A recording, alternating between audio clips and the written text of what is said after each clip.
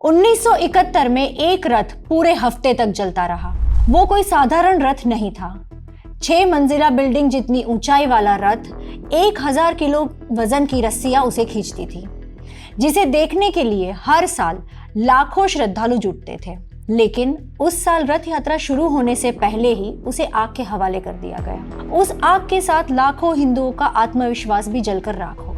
इतिहास के इस पन्ने को सालों तक सेक्युलरिज्म के नाम पर दबा कर रखा गया। क्या आप उस खौफनाक दौर को जानते हैं जिसकी राख आज भी बांग्लादेश की मिट्टी में दबी है? सवाल है, एक रथ से किसी फौज को इतनी दुश्मनी क्यों हो सकती है? और सिर्फ रथ ही नहीं, उसके मुख्य आयोजक और उनके जवान बेटे भी अचानक गायब हो गए। आज तक कोई नहीं जानता कि उनके साथ आखिर हुआ क्या था। इस पूरी कहानी के पीछे एक ऐसा मिलिट्री ऑपरेशन था जिसके बारे में भारत में बहुत कम बात होती है। नाम था ऑपरेशन सर्चलाइट, जिसमें 9 महीने तक हिंदुओं को सिर्फ उनके धर्म की वजह से बेरहमी से निशाना बनाया गया। हिंदू धर्म के त्योहारों का सिलसिला शुरू हो चुका है। इन सभी की शुरुआत होती है रथ यात्रा से। रथ यात्रा की बात होती है तो सबसे पहले पुरी का नाम आता है और उसके बाद अहमदाबाद की रथ यात्रा का। ये बातें हम बचपन से अपने दादा दादी और घर के बड़ों से सुनते आए हैं। हमने आत्मबोध की कहानियां तो सुनी, लेकिन शत्रुबोध की नहीं। जबकि इन्हीं अनकही कहानियों में इस सवाल का जवाब छिपा है कि डेमोग्राफी पर नियंत्रण और बहुसंख्यक बने रहना क्यों जरूरी है। और आज की इस कहानी के सबसे इम्पोर्टेंट कैरेक्टर है राणादा प्रसाद साहा, एक ऐसे बांग्लादेशी राष्ट्रभक्त जिन्होंने अपने देश के लिए सब कुछ किया, बांग्लादेश की अर्थव्यवस्था में बड़ा योगदान दिया। लेकिन एक मुस्लिम बाहुल्य देश में हिंदू होने की कीमत उन्हें अपनी जान देकर चुकानी पड़ी। उनकी कहानी बताती है कि एक आम हिंदू के लिए शत्रुबोध क्यों जरूरी है। ये कहानी है धामराई की। आज का धामराई बांग्लादेश में है, लेकिन 1971 में ये पूर्वी पाकिस्तान का हिस्सा था।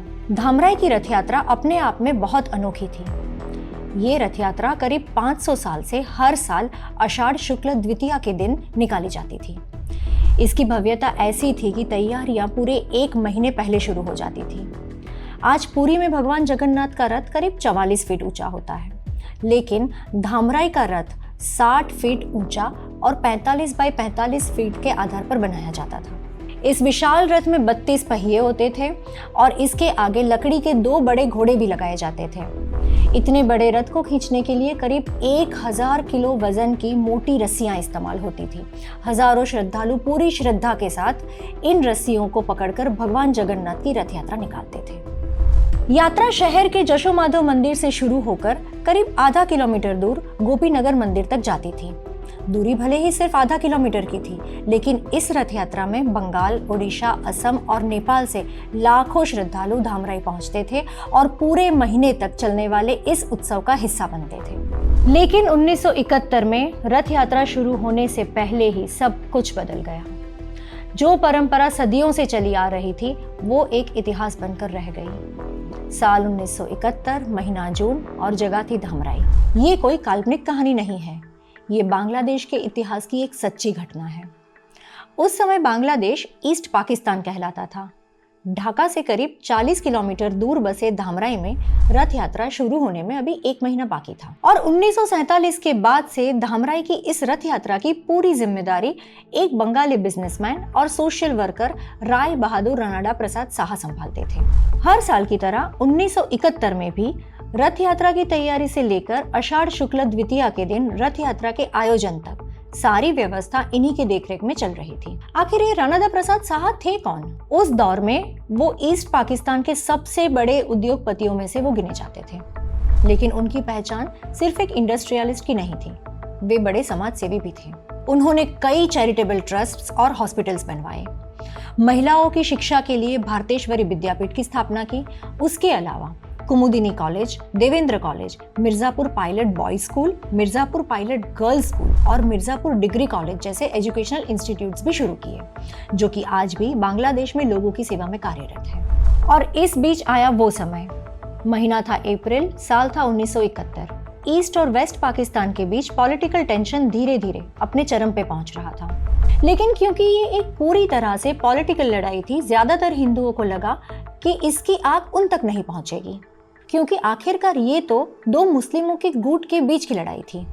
और ठीक यही तो आरपी साहा भी सोच रहे थे। आरपी साहा के लिए वो एक बहुत ही सामान्य सा दिन था। अपना कामकाज खत्म करके साहा शाम को नारायणगंज के अपने घर लौटे। वो घर के बरामदे में बैठे आराम कर रहे थे। तभी अचानक एक मुस्लिम भीड़ उनके घर में घुस गई, जिसमें रजाकर और पाकिस्तानी मिलिट्री के कुछ लोग थे। उन्होंने राणादा प्रसाद साहा और उनके 27 साल के बेटे भवानी प्रसाद साहा को जबरदस्ती उठाया और अपने साथ ले गए। भवानी प्रसाद साहा के 2.5 साल के बेटे और उनकी 19 साल की पत्नी श्रीमती साहा रोते बिलखते रह गए। रोते बिलखते परिवार की चीख पुकार का भी उन जिहादियों पर कोई असर नहीं हुआ। फिर किसी कारण से राणादा प्रसाद साहा और उनके बेटे को 1 हफ्ते बाद छोड़ दिया गया, लेकिन राहत ज्यादा देर तक नहीं टिकी। अगले ही दिन 7 मई 1971 को पाकिस्तान की फौज फिर से आई और दोनों पिता पुत्र को दोबारा उठाकर ले गई, और इस बार वो कभी नहीं लौटे। उनके साथ आखिर हुआ क्या, उन्हें कहां ले जाया गया, इसका आज तक कोई भी ऑफिशियल जवाब नहीं मिला। उनकी गुमशुदगी आज भी एक रहस्य बन चुकी है। उस समय ऐसी बातें भी सामने आई थी कि नराधम जिहादी भेड़ियों ने उनकी हत्या के बाद शवों के टुकड़े टुकड़े करके उन्हें नारायणगंज के पास शीतलक्षा नदी में फेंक दिया। उधर साहा का परिवार उन्हें खोजने के लिए हर दरवाजे पर गया, सरकारी दफ्तरों के चक्कर लगाए, डिप्लोमेट्स की मदद मांगी, यहाँ तक कि भारत सरकार से भी उम्मीद लगाई कि शायद कोई सुराग मिल जाए। परिवार को उम्मीद थी कि अगर वो जिंदा नहीं तो कम से कम उनके साथ क्या हुआ इसकी कोई तो जानकारी मिल जाए, लेकिन हर कोशिश के बाद भी उनके हाथ सिर्फ निराशा ही लगी। आखिरकार 48 साल बाद 2019 में बांग्लादेश के इंटरनेशनल क्राइम्स ट्रिब्यूनल ने इस मामले में फैसला सुनाया। ट्रिब्यूनल ने रजाकर संगठन से जुड़े एक बांग्लादेशी आरोपी को फांसी की सजा दी। करीब 50 साल तक अपने पति और ससुर के इंतजार में जी रही श्रीमती साहा की आंखें उस दिन भर आई जब अदालत ने अपने फैसले में कहा कि इन अपराधियों का मकसद मिर्जापुर टांगाइल के हिंदू समुदाय को पूरी तरह से खत्म करना था। कोर्ट ने अपने वर्डिक्ट में कहा था, the crimes were designed to wipe the Hindu community out of Mirzapur Tangail which lies a little more than 80 kilometers northwest from Narayanganj. यही वो पल था जब दशकों पुरानी इस त्रासदी को अदालत ने ऑफिशियली दर्ज किया। आरपी साहा बांग्लादेश के सच्चे राष्ट्रभक्त थे, लेकिन उनकी एक और भी पहचान थी, वे हिंदू थे। 1947 में जब धर्म के आधार पर देश का बंटवारा हुआ तब उनके पास भारत आने का ऑप्शन था, लेकिन उन्होंने अपनी मातृभूमि छोड़ने के बजाय ईस्ट पाकिस्तान यानी आज के बांग्लादेश में ही रहने का फैसला किया।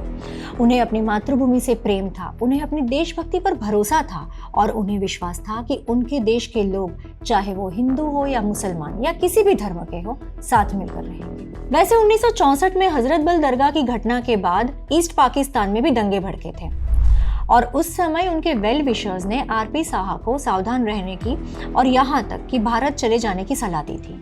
लेकिन एक आम हिंदू की तरह उन्हें भरोसा था कि उन्होंने कभी भी किसी का कुछ भी बुरा नहीं किया, तो कोई भला उनके साथ क्यों बुरा करेगा। और उसमें भी उन्होंने अपने देश और उसकी अर्थव्यवस्था के लिए इतना योगदान दिया था कि आज भी उनके नाम पर कई संस्थाएं चल रही हैं। इन संस्थाओं की देखरेख आज उनके ग्रैंडसन राजीव साहा करते हैं। आरपी साहा सिर्फ एक एवरेज प्रैक्टिसिंग हिंदू थे। आरपी साहा कोई राजनीतिक व्यक्ति नहीं थे, ना ही किसी हिंदू संगठन से जुड़े थे, ना भारत सरकार से उनका कोई संबंध था। वो आपके और मेरी तरह एक सामान्य हिंदू थे, अपने काम से काम रखने वाले, बिजनेस और समाज सेवा करने वाले। उनके लिए रथ यात्रा जितनी आस्था का विषय थी, उतनी ही सहजता से वो मुस्लिम के त्योहारों का भी सम्मान करते होंगे, जिसकी गवाही कुमुदिनी ट्रस्ट आज भी हर साल ईद को जोर शोर से मना कर देता है। इन सब के बावजूद भी मुसलमानों ने उन्हें नहीं छोड़ा, क्योंकि आरपी साहा को एक एवरेज हिंदू बनकर एवरेज मुसलमानों के बीच रहना था। यहीं पर साहा मात खा गए और रेडिकल इस्लाम उन्हें और उनके बेटे को खा गया। खैर, ये तो बात हुई साहा फैमिली की, लेकिन उस समय ऐसे अनेकों परिवार थे जिन्हें सिर्फ और सिर्फ उनके धर्म के कारण नर्क जैसी यातनाओं से गुजरना पड़ा। जो कश्मीरी हिंदुओं के साथ रलेव चालेव गालेव हुआ, उसी तरह 1971 में भी बांग्लादेशी हिंदुओं के साथ हुआ। या तो कन्वर्ट हो जाओ या पलायन करो या समस्त परिवार का खात्मा।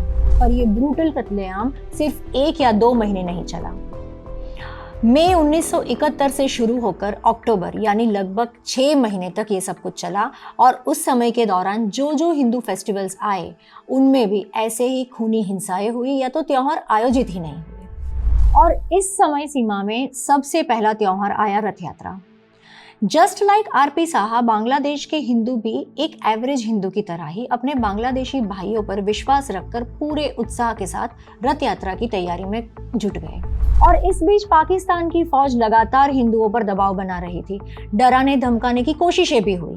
दिमाग में हिंसा और दिल में हिंदुओं के लिए भयानक नफरत रखने वाले मुसलमानों ने सारी हदें तब पार कर ली जब रथ यात्रा के वो भव्य रथ को ही जला डाला।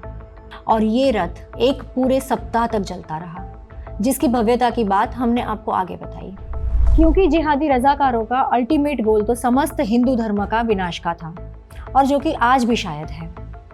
लेकिन श्रद्धा इतनी मजबूत थी कि लोग रथ यात्रा की तैयारियों में लगे रहे। दूसरी तरफ कट्टरपंथी जिहादी भी अपनी नफरत के साथ मौके की तलाश में थे। उनका निशाना सिर्फ एक रथ यात्रा नहीं, तमाम हिंदू पहचान और उनकी परंपराएं थी। लेकिन सवाल है कि क्या उनका मकसद सिर्फ एक रथ जलाना था? नहीं, उस आग के साथ हिंदुओं की आस्था, महीनों की मेहनत, रथ यात्रा को लेकर उनका उत्साह और मोस्ट इम्पॉर्टेंटली सदियों पुरानी विरासत को भी खत्म करने की कोशिश की। ये पूरी कहानी और आरपी साहा के पिता पुत्र के बलिदान ने हमें सिखाया कि जब आपके आसपास विचारधारा ही जिहादी हो तो आपकी दानशीलता, आपकी राष्ट्रभक्ति भी आपको सुरक्षित नहीं रख सकती। यहाँ पर सबसे बड़ा सवाल खड़ा होता है, जिस दौर में श्रीनगर में हजरत बल दरगाह से पैगंबर मोहम्मद का सिर्फ एक बाल गायब होने की खबर पर बड़े पैमाने पर हिंसा भड़क गई थी, उस दौर में धामराई में भगवान जगन्नाथ का पूरा रथ जला दिया गया। और 1971 के बाद धामराई की वो भव्य रथ यात्रा फिर कभी नहीं लौटी। वो पिता पुत्र भी वापस नहीं लौटे।